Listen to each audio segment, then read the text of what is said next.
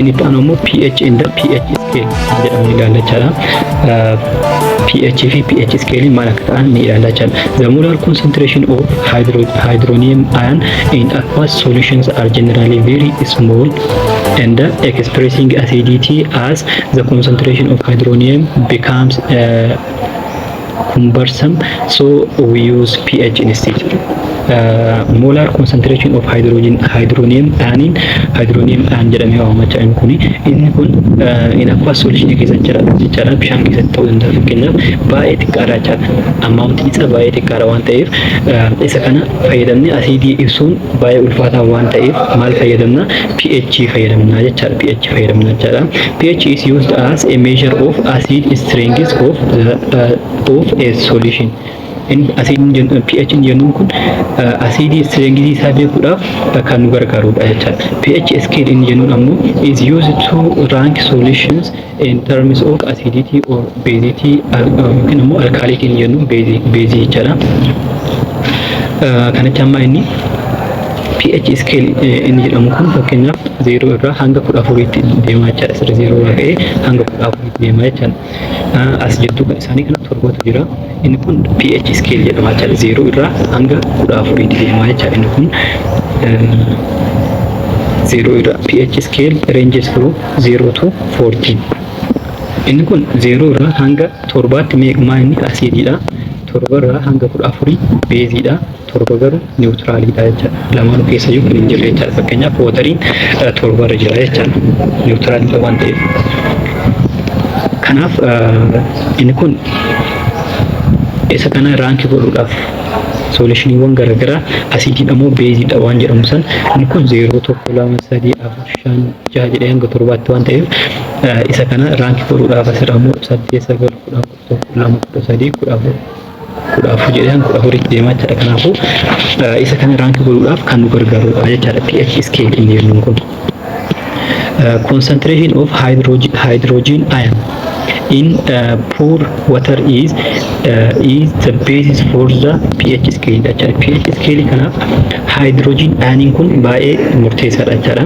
Water is a weak electrolyte because it ionizes very slightly into ions in a process called auto ionization or self ionization jedhama jechaadha. Processing inni ittiin dissociate ta'u kanachaan slightly very slightly suutaan dissociate ta'a jechaadha. Inni kun inni water jennuun gara inni kun fakkeenyaaf watariin bifa kanaan gara ayiniitti yeroo jijjiiramu maal jedhama jennee jirra dissociation jennee waamna jechaadha. Gara ayinootatti yeroo jijjiiramu kanaafuu inni kun very slightly suutaa waan ta'eef kanaafuu inni kun weak electrolyte dha jechaadha. The ionic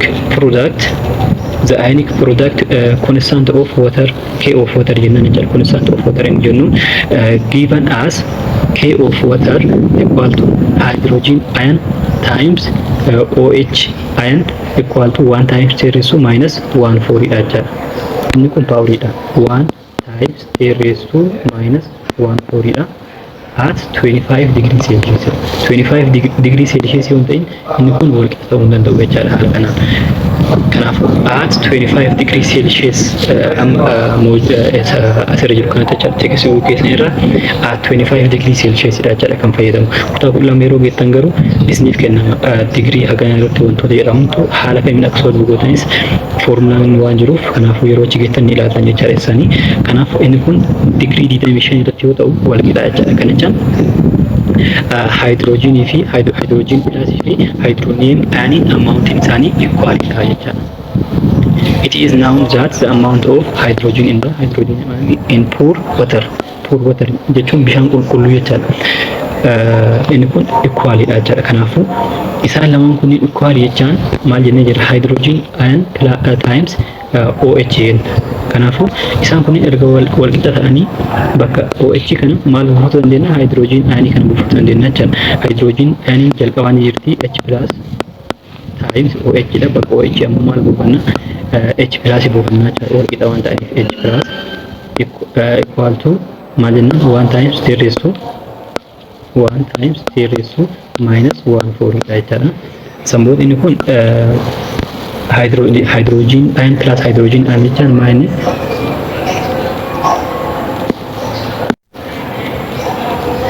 plus sun ta'in yeroo waliin baay'ifnu jechuudha. Kana jechuun x times x yeroo jennu fakkeenyaaf x times x jechaan x square dha waan ta'eef kanaafuu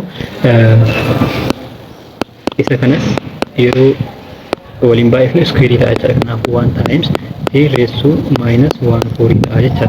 San booda isa kana square irra balleessuudhaaf under radicalii galfanna isa kanas under radicalii jala galfanna jechuudha. Lamaan kun radicala kanneen balleesti h plus equal to ammas kana under radical 1 times under radical t raised to minus 1 4 jennee haala kanaan bakka lama baasuu dandeenya jechuudha. Waan radical jala yeroo baafnu waan ta'a times isa kana radical jala yeroo baafnu isa kanachaan karaa biraatiin maa inni t the power of minus 1 4 times the whole 1 over 2 radical jechaan 1 over 2 waan ta'eef lama tana afur yeroo minus 14 kan lama kanaan yeroo hirtan maal ta'a minus 7 ta'a jechuudha. Kanaafuu t raised to minus 7 ta'ee radical jala bahaa jechuudha. T raised to minus 7 kanaafuu h plus hin jennu equal to 1 times t raised to minus 7 ta'a jechuudha. Maal jennee jedha sittamu h fi oh wal qixa waan ta'aniif waan jenneef kanaafuu oh nis oh minus hin jennuunis minus 1 times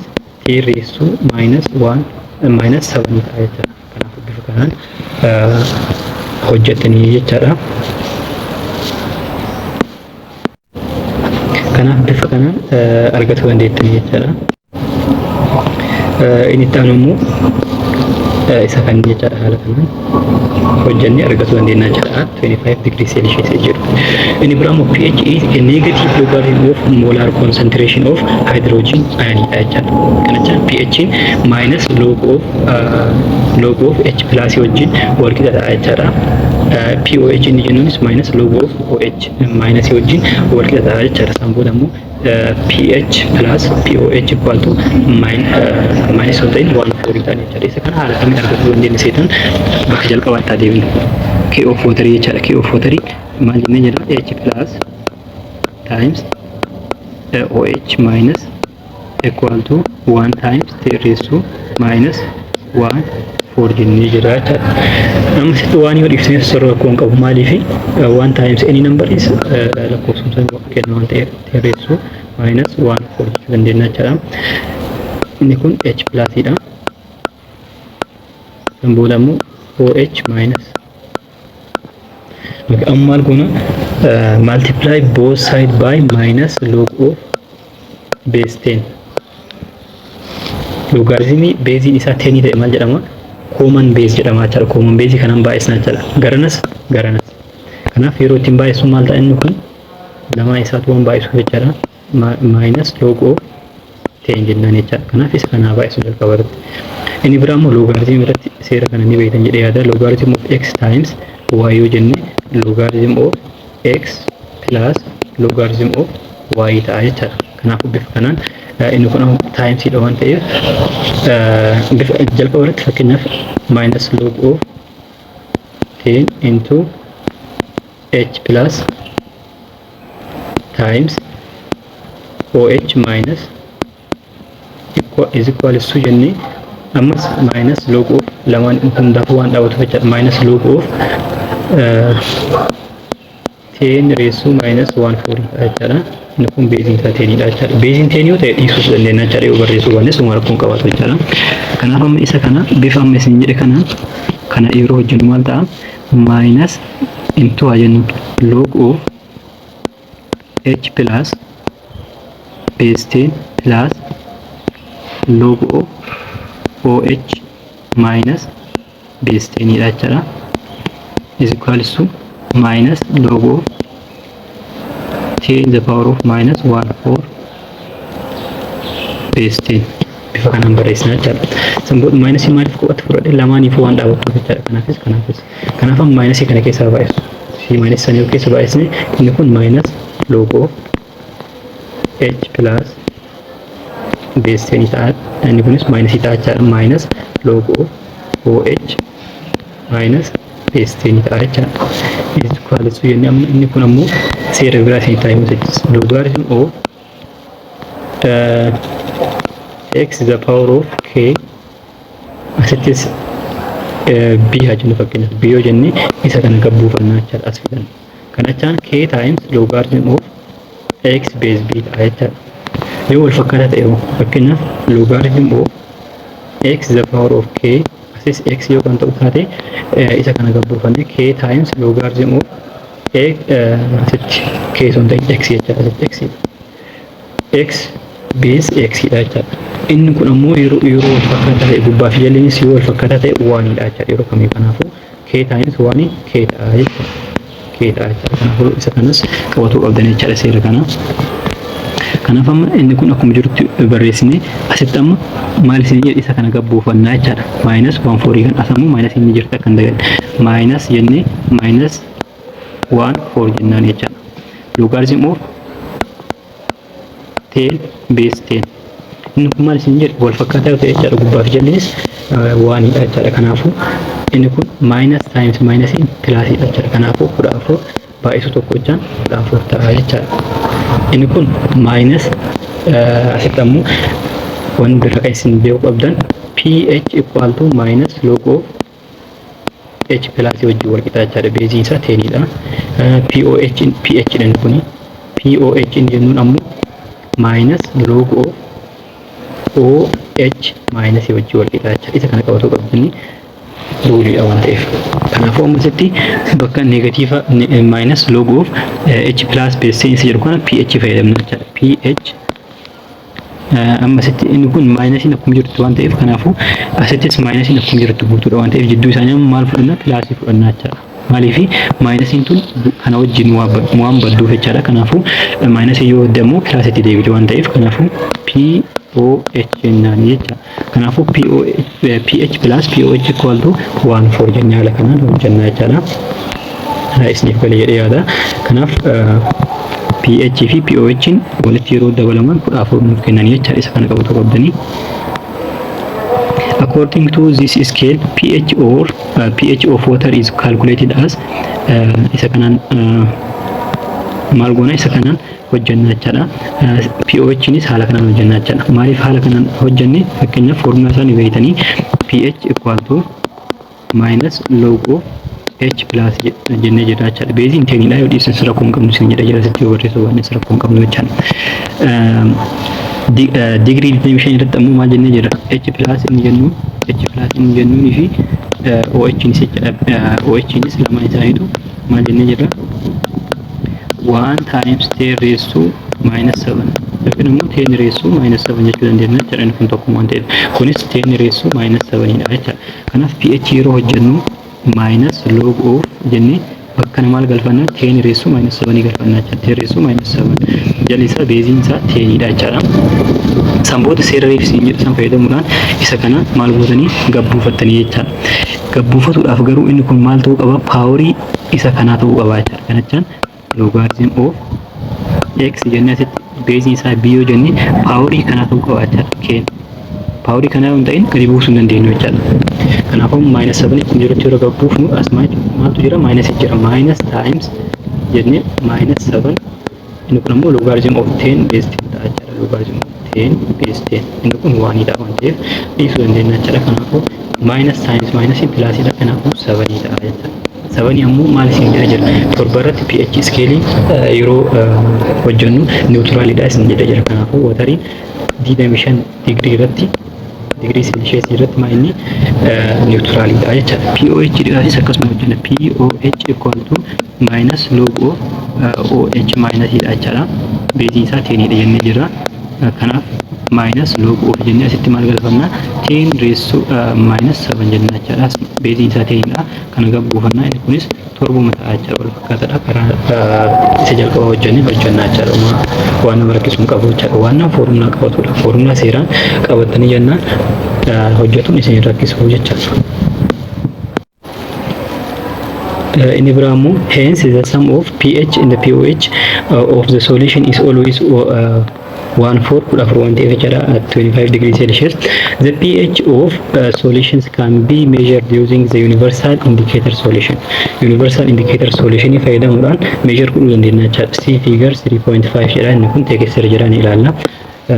Inni biraa immoo pH values of some common items are given in figure 3.6 as example jedha. lamaan isaatu ni ilaalla jechuudha. inni kun pH values of some common items jedha ilaaluu isaanii. inni jalqaba 3.5 irratti inni jiru 3.5 irra inni jiru pH fi pOH jechaadha. Walitti yeroo daballu 14 jennee jira. Inni kun 0 irraa ka'uudhaan hanga meeqaatti hanga 14tti deemaa jechaadha. Universal indicator color chart jedha inni kuni. Fakkeenyaaf asitti akkuma argitan asitti asiidiidha. Inni jalqaba kun hanga hageessaatti hanga torba bira ga'utti jechaadha. Torba garuu neutralidha jechaadha. Alkaalaa inni jennuun ammoo base jechaadha. Inni kun base jechaadha. Kanaafuu universal indicators changing color to orange. pH isaa 1 yeroo ta'u jechaadha. Gara orange tti jijjiirama jedha. Universal indicators inni kun kalariin kun eessa jirti isiitan jechaadha. Isiitan yoo ilaaltan garuu isiitan 4 haala kanaan jijjiirama jechaadha. pH isaanii haala kanaan jijjiirama deemaa jechaadha. Kanaafuu asirraa maal hubannaa fakkeenyaaf jalqaba irra warra jiran kun diimaadhaan kan mul'ata kun keessattuu maayini strong acididha jechaadha. Asidiin garana yeroo deemu fakkeenyaaf garana irratti jechaadha. Jalqaba kan inni irratti baay'ee strongidha jechaadha. Yeroo garan deemu garuu garan yeroo deemu gara jaha yeroo dhufa deemu wiikii ta'aa dhufa jechaadha. Wiikii ta'aa dhufa torba yeroo ga'e niwutiraalii ta'a jechaadha. Beeziin ammoo yeroo garan deemu strongii ta'a. Fakkeenyaaf beeziin 14 kan ta'u taate 14 irratti pH jechaadha. pH 14 yeroo ga'u baay'ee strongii ta'a jechaadha. Asirratti baay'ee strongii ta'a jechaadha. Maaltu beeziin baay'ee strongii ta'a jechaadha. Kanaafuu kan qabattan jechaadha isa kana. Inni ta'an immoo kan figure 3.6 irratti common examples are given jedha. Example fakkeenyaaf isa kana car battery yoo ilaaltan inni kun 0 dha jechaadha. pH isaa 0 dha. pH isaa 0 dha jechaan baay'ee strong acid dha jechaadha inni kun. Akkasuma stomach acid jedha. Stomach acid acidic lemon yoo fudhattan tomato milk meeqa jira naannoo jahara jira jechaadha. Kanaafuu milkiinis asiidii keessa jira jechaadha. Biladiin ammoo beeziidha. Torbaa ol tarraaniin beeziidha jechaadha. Torbaa gad asiidiidha jechaadha. Watariin ammoo meeqa irratti torba irratti. Kanaafuu niwutiraalidha jechaadha. Lamaan keessa yoo hin jiru jechaadha inni kun. Isaan kanneen haala kana ilaaluu dandeettan jechaadha. Asitti ammoo as pH values decreases the acidity of the solution. The acidity of the solution increase jechaadha. pH yeroo decrease ta'u acidity isaa immoo maal ta'a increase jechaadha. Strength isaa increase jechaadha. Kana jechaan akkuma isinitti mul'ise fakkeenyaaf asitti torba yoo jenne torba irratti fakkeenyaaf pH asitti ammoo maayini 0 dha jechaadha. pH 0 dha jechaan baay'ee xiqqaadha jechaadha. Garuu immoo asidiin kun baay'ee guddaadha. Kana jechaan strong acididha jechaadha. Kanaafuu faallaadha. Maaliif inni kun maaliif faallaa ta'e seetan? pH equal to minus log of H plus jennee haala kanaan hojjennee jechaadha. Maayinasii sanatu akka isaa waliif faallaa ta'an godha jechaadha. Maayinasiin tun. Maayinasiin fakkeenyaaf maayinasii wantoota lama jidduutti maal gooti faallaa deebisee jechaadha. Garuu so pH equal to logarithm of H plus base 10 soo kan ta'u taate direct relation wajjin qaban jechaadha. Kana jechaan pH yeroo guddatu asiidiinis ni guddata ture. Garuu amma negatiif ni waan jirtu inni kun yeroo asiidiin guddatu pH xiqqaataa deema jechaadha. Yoo pH guddate garuu asiidiin xiqqaataa deema jechaadha. Faallaa waliif qaban jechaadha. Isaan kun haala kanaan faallaa walii jechaadha. For example, if two solutions A and B have pH values of 4 and 6 respectively, then we can conclude that solution A is more acidic than solution B. Maaliif pH isaanii yoo ilaaltan pH kun 4 xiqqaadha jechaadha. Kanaafuu asiidiin pH isaa xiqqaachaan baay'ee strongidha jennee jirra jechaadha. Baay'ee strongidha. Kan jaha ammoo pH isaa kanarra guddaa waan ta'eef inni kun ammoo maal ta'a? Weak ta'a jechaadha. The hydrogen ion concentration in solution A is 100 times greater than that in B jedha. Kana jecha inni A keessatti maal jennee jirra? pH 4 jennee jechaadha.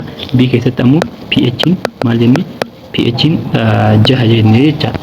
Amma pH fi H fakkeenyaaf pH nuuf kenname haala kamiin H plus barbaanne isa jedhu haa ilaallu. pH equal to maal jennee jirra? Minus log of H plus base 10 jennee jechaadha. Negatiif tana asii balleessuudhaaf gara lamaanuu negatiif anaa baay'isnu yookiin ammoo negatiif haa jirru.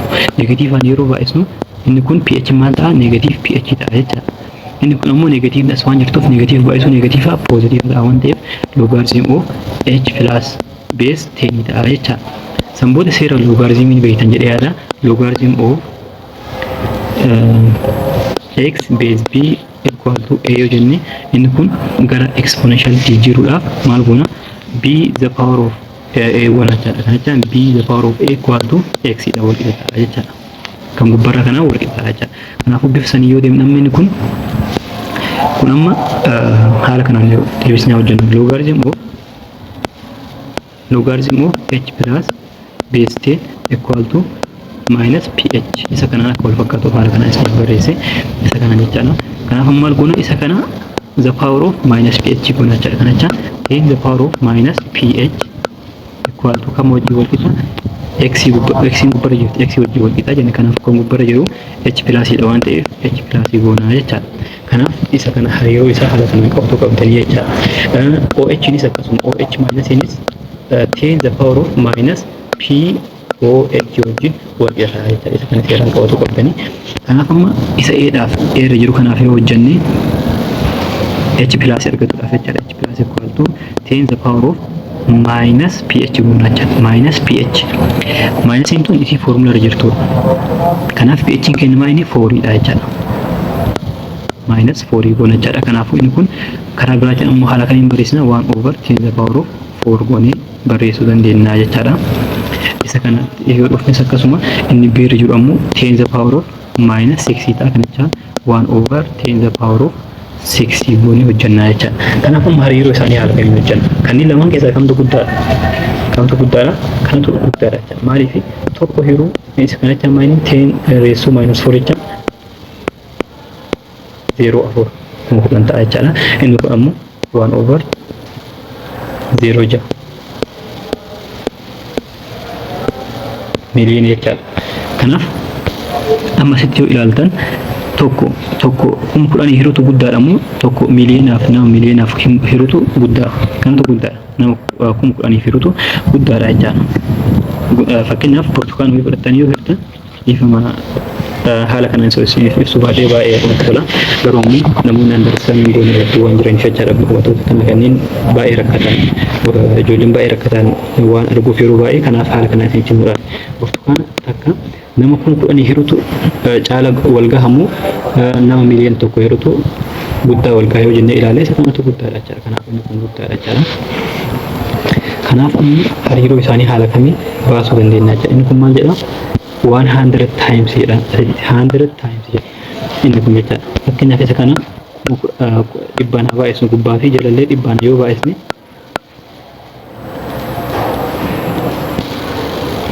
jala dhiifne fakkeenyaaf gubbama isaa haa baay'isnu jechaadha. Dhibbaa yoo baay'isne maal ta'a inni kun 1 over 0 lama waan ta'eef 0 lama keessaa balleessina jechaadha. Kanaaf 1 over 0 meeqa ta'a 4 ta'a jechaadha.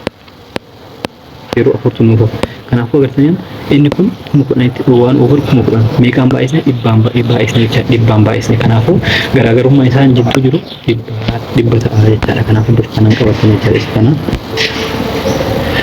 In Ibrahim example 3.14 calculates the pH value of a solution when hydrogen ion concentration is 1 times 10 raised to minus 1.5 mol over kuni mal barbaadnu jedha pH barbaadnu jedha jechaadha. pH barbaadnu jedha. Kanaaf pH equal to minus log of H plus 1 jenna jechaadha.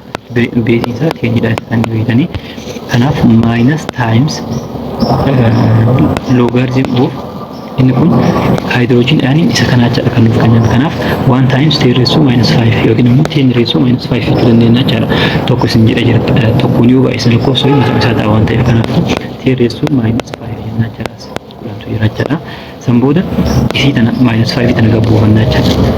As minus waan jirtuuf minus into minus 5 logarithm of 10 base 10 goona jechaadha. Inni kun maal ta'a isin jedha jira tokkodha jechaadha. Kanaafuu negative times negative positive waan ta'eef kanaafuu 5 times 1 5 ta'a jechaadha. Inni kun 1 ta'a waan ta'eef kanaafuu inni kun 5 dha jechaadha. Nibramu example 3.13 calculate the hydrogen ion concentration of the aqueous solution when pH is 9. gaafii akkana lamaan kan jecha isin gaafatamte pH isin kenname hydrogen ion isin gaafatu danda'a yookiin ammoo hydrogen ion isin kennani pH isin gaafatu danda'a jecha kanaafuu formula lamaan saniin seeraan qabdan jecha kanaafuu hydrogen ion barbaadudha maal jennee jira 10 the power of minus pH gola jennee jira jecha kanaafuu 10 the power of pH minus meeqa 9 kanaafuu minus as waan jirtuuf minus 9 gola jecha kanachaan 1 over 10 the power of minus 9 jechuu dandeenya yookiin immoo isa kanaan ibsuu dandeenya jecha 10 the power of minus 9 yookiin immoo 1 times 10 the power of minus 9 jettanii haala kanaan barreessuu dandeettanii jechaadha. Bifa kanaan hojjettanii jechaadha gaafiin yoo isin dhuftaate. Ibrahim, the relationship between pH and the concentration. pH fi concentration jidduu hariiroo akkamitti jira isa jedhu ilaallaa jechaadha. Since pH scale is logarithmic, the solution of pH 1 has 10 times higher concentration of H plus than that of a solution of pH 2. pH 2 akkasuma 100 times than that of solution of pH 3 dha jechaadha. Kanachaan pH in 1 idachaan 10 times higher concentration of H plus qabaachadha. Kam caala pH 2 caala jechaadha. Kanachaan pH 1 fi pH equal to 1 fi pH 2 yoo madaalchisan asitti hojjedhu pH equal to 1 dha. Inni biraa immoo pH equal to 2 dha. Inni tokko immoo pH equal to 3 dha jechaadha. Isa kanaaf yeroo hojjennu H plus jechaadha. H plus equal to 10 the power of minus pH jennee jira jechaadha. pH kanaafuu 10 the power of minus 1 kanachaan 0.1 dha jechaadha. Yookiin ammoo 1 over 10 jechuu dandeettanii kun karaa biraatiin 0.1. Isa lammaffaatiif ammoo yoo hojjenne pH 2 dhaaf jechaadha. pH 2 dhaaf yoo hojjenne pH equal to 2 jechaadha. H plus is equal to 10 the power of minus pH dha. pH lama waan taateef minus 2 jechaadha. Kanachaan 1 over 100. I'm sorry. Kanaafuu 0.01 ta'a jechaadha. Inni kun 0.01. Amma hariiroo isaan jidduu jiru ilaaluu qabdan jechaadha. Kanachaan fakkeenyaaf kanneen lamaan keessaa guddaan qabin isa kana. Kanaafuu kana lakkoofsa wayii hin baay'ifnee garanatti deebisuu qabna jechaadha. Fakkeenyaaf 0.1 deebisuudhaaf isa kana meeqaan baay'isuu qabna? 10 haa baay'istu 10. 10 yoo baay'isne 0 takkatti na fuudhee as fidaa jechaadha. Kanaafuu 0.1 ta'a jechaadha. Meeqaan baay'isne 10 baay'isne. Kanaafuu inni pH 1 ta'e kun 10 caalaa jechaadha. 10 caalaa jechaadha. Kam pH isaa 2 kan ta'e jechaadha. Kan sadiitis akkasuma pH equal to 3 hojjettan pH equal to 3 hojjettan H plus isaa maal ta'a? H plus isaa jechaadha 10 the power of minus 3 ta'a jechaadha. Kanachaan 0.003 ta'a jechaadha. Kanaafuu isa kana meeqaan baay'isnee gara 0.1 tti jira dhibbaan haa baay'isu. Dhibbachaan 0 takka as fiddi 0 takka as fiddi kanaafuu 0.3 ta'a jechaadha. 0 I'm sorry asitti waan inni kun 3 something waanidha asittis waanidha. 0.1 kanaafuu akkuma argitan amma isa kana argatuudhaaf kana meeqaan baay'isneeti dhibbaan baay'isneeti jechaadha. Kanaafuu kuni kana meeqaan caala harka dhibbaan caalaa jechaadha. Kana ammoo pH 2 kana ammoo meeqaan caala 10 caalaa jechaadha. Isa kanas seeraan qabatu qabdanii seeraan qabadhaa isa kanas. Inni biraa immoo isaa lamaan kan hin ilaalame. Hence low pH values means in strong acid. Maal jennee jira pH yoo xiqqaa kan ta'u taate jechaadha. pH yoo kan xiqqaa ta'u taate maal ta'a? Strong acid ta'a jechaadha. Yoo ammoo high pH ta'e taate immoo strong base ta'a jechaadha. Kana jecha isinitti mul'isee ture asirratti fakkeenyaaf pH as yeroo jiruu fi as yeroo jiru jechaadha. As yeroo jiru 0 dha. Kana jecha low pH dha jechaadha. Garuu immoo acidiin asitti maal strong acid dha jechaadha. As yeroo dhufu immoo pH maal ta'a? Guddaadha jechaadha. High pH. Acidiin beeziin ammoo asitti maal baay'ee strong dha jechaadha. Asitti acidiin strong dha, asitti beeziin strong dha jechaadha. Inni biraa immoo inda low pOH. Low pOH yeroo jennu inni kun kanaanis maal low pOH yoo jenne means values means strong base dha jechaadha. pOH base wajjin deema waan ta'eef asitti fakkeenyaaf pH yeroo low ta'u jechuudha. Kamtu strong dha? Acid strong dha jechaadha. Asitti ammoo pOH yeroo low ta'u base strong dha jechaadha. kanaafuu asitti akkuma argitan haala kanaan qabatu qabdanii jechaadha. Yeroo pH high ta'u garuu asidii high ta'a jechaadha. Isa kana asitti nuti isiniif bareedee jira. Nuti tan yoo qabattan baay'ee salphaadha jechaadha. Isa kana yaadachuudhaaf. If pH increase, pH yookaan increase ta'u taate jechaadha yookaan double taate asidii decrease ta'a jechaadha. Asidiitiin kana jechaan strong ta'uun isaa gad xiqqaata jechaadha. Gara maaliitti dhufa gara weakiitti dhufa jechaadha. Or if pH increase, pH yoo increase ta'e aciditiin pH decrease yoo ta'e aciditiin increase ta'a jechaadha. Kana jechaan pH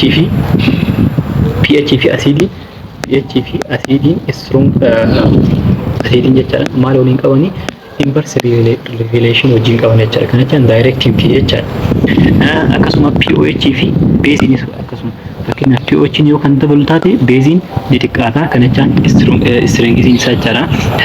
pOH yoo kan xiqqaatu taate basiin ni guddata jechaadha. Isa kana haala kana ilaaltan jechaadha.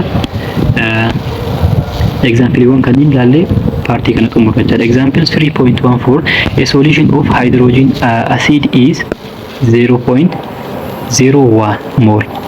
What is its pH value? pH value isa meeqa jedha. Asitti wanti dubbinu inni hojjetuudhaan duratti jedha. Hydrochloric acid jennuun kun hydrochloric acid jennuun kun inni strong acid. Strong acid jechaan guutummaan guututti maal ta'a dissociate ta'a jennee jira jechuudha. Kanaafuu asitti hydrochloric acidiin kun 0.01 jechaan H plus kenna maal ta'a 0.01 ta'a yookiin immoo 1 times 10 raised to minus 2 isa kana ta'a jechaadha. H plus kenna. H plus asirraa arganna jechaadha. Strong yoo ta'e inni kun strong yoo ta'e qofa jechaadha. Weak yoo ta'e haala kana isa kana wal ta'uu hin danda'u.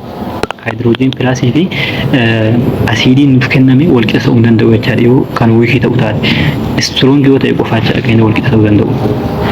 Kanaaf pH is equal to minus log of H plus inni jira. Basiin isaa 10 dha. Kanaaf minus log of 10 raised to minus 2 base 10 minus 2 yeroo gabbuuf maal ta'e kun minus dha waan taateef minus sana yeroo baay'atu 2 taati jechaadha. Yeroo baay'ee hojjennee jira waan ta'eef detailii isaa isinitti himaan deemuu tareessa kana. The hydrogen ion concentration in dilute solution of citric acid is 1 times 10 raised to minus 6. What is the pH of the solution jedha. Inni kunis akkuma argitan asitti amma hydrogen ion concentration nuuf kennamee jira. Dilute solution keessatti jechaadha. Hydrogen nuuf kennamee jira jechaan H plus nuuf kennamee jira jechaadha. Kanaafuu 1 times 10 raised to minus 6 nuuf kennamee jira jechaadha. pH isa barbaada jedha. pH isa meeqa ta'a 6 ta'a jechaadha. Isa kana inni hojjettanii fakkeenyaaf yeroo asitti minus 2 ta'e 2 ta'e asitti minus 6 yeroo ta'u 6 ta'a jechaadha. Karaa biraatiin yeroo hojjennu isin hojjettanii guutuu isaa ilaallannettanii. Inni sadaffaan immoo 3.16 calculate the pH value of 0.5 mole of sulfuric acid. Assume that sulfuric acid is completely ionized. Inni kun amma asitti wanti nuti beekuu qabnu hydrogenii meeqatu jira? Hydrogenii lamatu jira jechaadha. Hydrogenii lamatu jira kana jechaan hydrogen SO4 isa jedhu kana dissociate yeroo goonu completely waan ta'eef waan arrow fayyadamna jechaadha. Inni kun 2H plus ita aja 2H plus SO4 2 minus ita aja. Kanaaf amma H daaf kan nuti fayyadamnu maa inni isa kana osoo hin ta'in kanas jiru kana qofa osoo hin ta'in maal goona 2 times 0.05 goona jechaadha moolii jechaadha. Inni kun maa inni amount of H plus jechaadha. Amount of H plus kanaaf inni kun maal ta'a 0.1 ta'a jechaadha. 0.1 kanaaf amma mal calculate goona pH dha jechaadha. pH is equals to minus log of H plus asitti base 10 jennee jira.